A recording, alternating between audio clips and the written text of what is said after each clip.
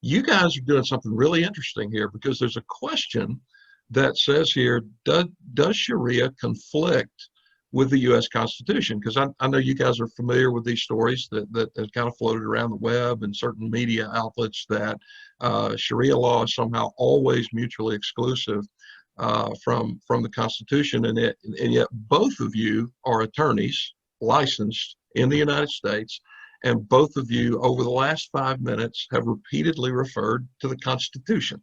So either one of you, just talk to us about that, Yeah. about the, yeah. So I'll just kick it off, and then I'd love to hear Asma's interpretations as well. But, really, this is another kind of false conflict, or a really just a paper tiger, as it were. My parents, like her Nisa mentioned, and I'm sure Asma's, chose to come to this country as immigrants 50 years ago, seeking religious freedom because of what the Constitution afforded to all people, regardless of their faith traditions. And so, it's not a matter of that we're trying to somehow replace the Constitution with some type of alternative view of the law, or alternative of, a worldview. And so that's number one. Number two, it's very important to realize that Sharia is kind of a buzzword, and it's almost like, when a 3-year-old learns a bad word, he wants to say it over and over again.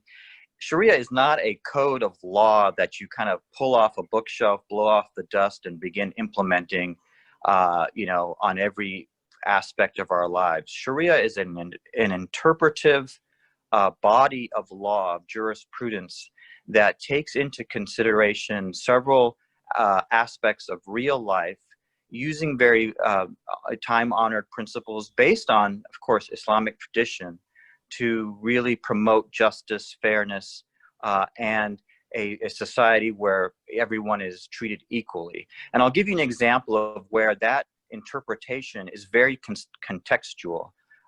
In Islam, generally speaking, it's prohibited to give or take interest, what are called usury. And that has been, and that's not unique to Islam. As Asma described, whether it's fasting or praying to one God, these are traditions that were revealed to our Jewish and Christian brothers and sisters, and Islam continues in those traditions. And likewise, there was a prohibition on usury. Well, my parents, when they wanted to buy their first house 40 plus years ago, were at a hard place, because our society is, if you save up enough money for a down payment, you go to the bank, you get a mortgage, and you buy a house. Well, what do you do if your religion says you can't engage in an interest? Well, over 500 Muslim scholars got together in the United States to address this issue. And they said, you know what? The purpose of prohibiting interest is that we don't want rich people who have money to take advantage of poor people who don't. But when it comes to buying a home in the American context, it's quite the opposite. When you go to a bank and get a loan, it actually empowers people who don't have enough money to buy a house to get a house for their family. And so in that instance, the Muslim scholars decreed by majority that Muslims living in the United States are perfectly allowed to buy a home using interest, because it's not in a situation where the rich are taking advantage of the poor. So I just give that as an example of where Sharia is not a strict, 13th century code that and unfortunately, again, many, including Muslims, get that wrong. But that's why it's so important that people who have real scholarship educate both Muslims and non-Muslims on what it is. But in the end, to me, what I want to embrace and what I do embrace is the U.S. Constitution. Asma?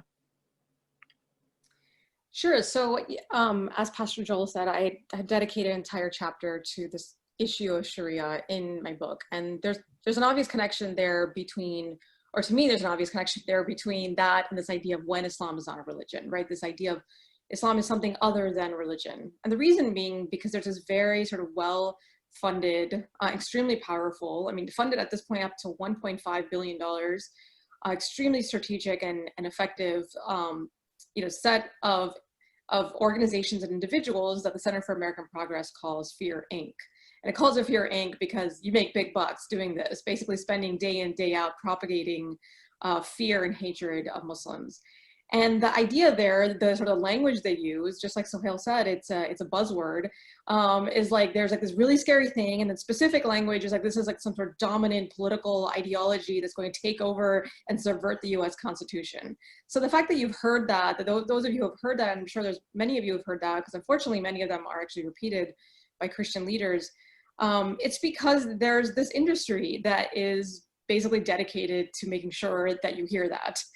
And just in terms of their effectiveness, you know, since 2010, 217 bills have been proposed throughout in 43 different U.S. states in an attempt to limit the practice of Sharia. And it's sort of like interesting because for one of the places where this passed was, it was a ballot initiative in Oklahoma, and the Muslim community there is like so tiny. And, you know, you hear the way these people are talking about it in the news, and I actually transcribed one of these interviews for you in the book. It's like, well, do you think that there's an actual sort of risk of like a Sharia takeover in Oklahoma or in Idaho that attempted to pass this in 2018? And it's like, no, I mean, not really, but they'll say it's a preemptive strike. And so it just sort of like, it's interesting, but then what makes it even sort of more ludicrous is the fact that there's not an actual problem that they're trying to solve. It's not like there's sort of like a burgeoning like problem, it's something that's small that they're worried about becoming bigger. It's that there isn't even a small problem.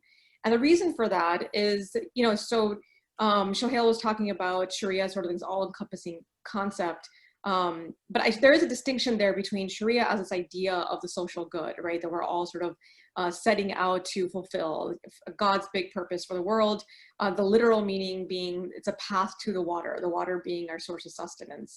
But the actual sort of rulings are termed something else, and they're called fiqh, which is just transliterated as FIQH, which is like the actual jurisprudence. Okay, you have this big idea of like serving God's, you know, God's will and the social good, and but what does that mean exactly? And so there are a range of schools of law, schools of thought, and then 4 major ones among Sunnis and 1 major one among Shias, where they actually come up with these derivations and they actually are in conflict with each other. And there's an understanding among these Islamic jurists that necessarily there's going to be dissent and difference because this is a human endeavor. It's not a divine sort of infallible sort of ruling that has come from the skies. It's like, we're just trying to figure this out, and we're human and we're fallible. And so guess what? You can totally challenge my way of thinking about it, I mean, among scholars. And so therefore you see a lot of like this dissent and difference. So I think that's really important because I think that it is, as a buzzword, kind of perceived to be the sort of like this monolithic thing that's just like scary. And what we see happening in Saudi Arabia is what it's going to look like if you give Muslims some freedom here, when that's absolutely not the case. In fact, within the American context, the issue of Sharia is quite limited. It can never be something that interferes with sort of criminal punishments. And so there's no risk there of having thieves having their, you know, hands cut off.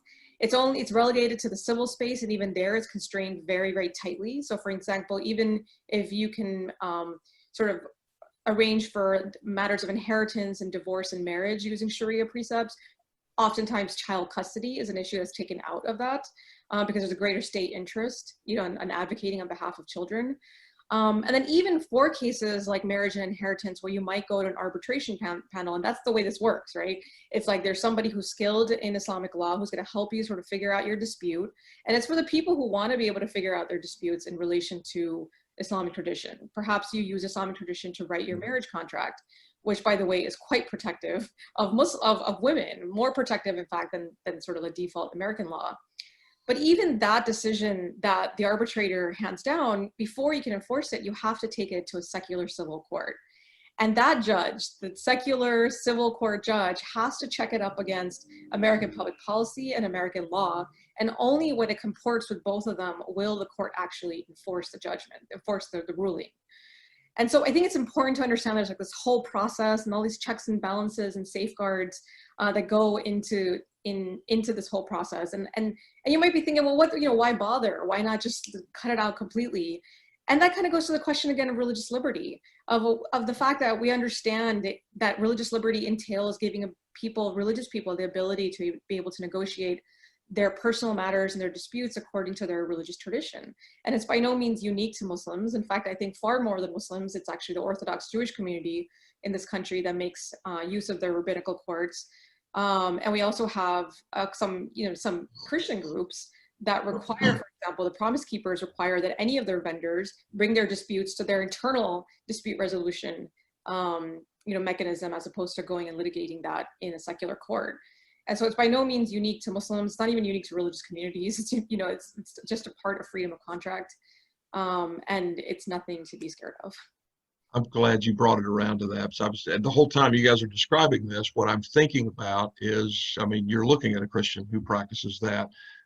In Matthew 18, in our Gospels, there's ways to settle a dispute. There are other places in 1 Corinthians 6 even where if it's a civil issue, you need to avoid at all costs going before the secular authority, because you bring shame upon the name of Jesus if you drag your internal mess. Try to handle that internally. And we too, when there are certain issues of criminal intent, for example, domestic violence, certainly the abuse of children or something like that, we would immediately report that to the authorities. But there are other issues where there's conflict, where there is what Christians would consider sin. So, for example, it's not against the law to cheat on your spouse in the United States. You can't go to jail for that, but you can get kicked out of our church for that if you don't repent of it.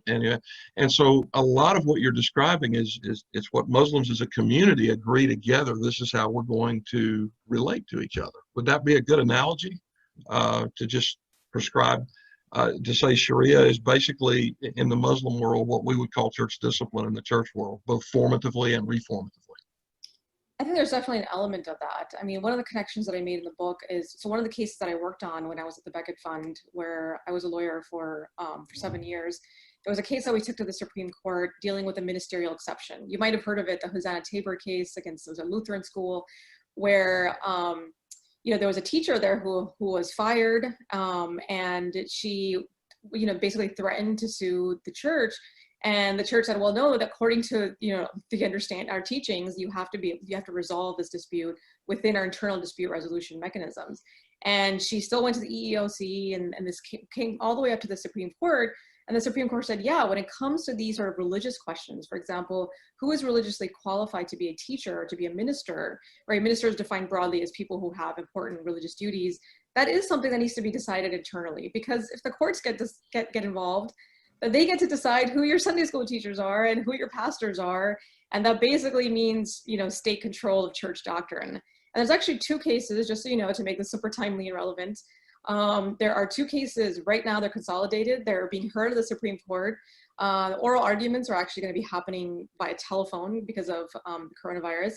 I filed a brief in there based on my book. And so that's actually going to be on C-SPAN. I think it's either May 6th or 9th. I don't have the exact date right now. But this is actually, there was the Ninth Circuit Court of Appeals actually decided to interpret that Supreme Court ruling very narrowly. And so next thing you know, now we have this case back at the Supreme Court, where they're going to be going into more sort of detail and determining who, how do we define who constitutes a minister, and what is the sort of parameter around which courts can and cannot get involved in these religious decisions. Yeah, and it's like I say, unless it starts to butt up against a civil society, a body of law where something's going to get violated, they tend to default toward the religious body's own rules. What are your rules? What have you set up to do this? And they give you the freedom to do that.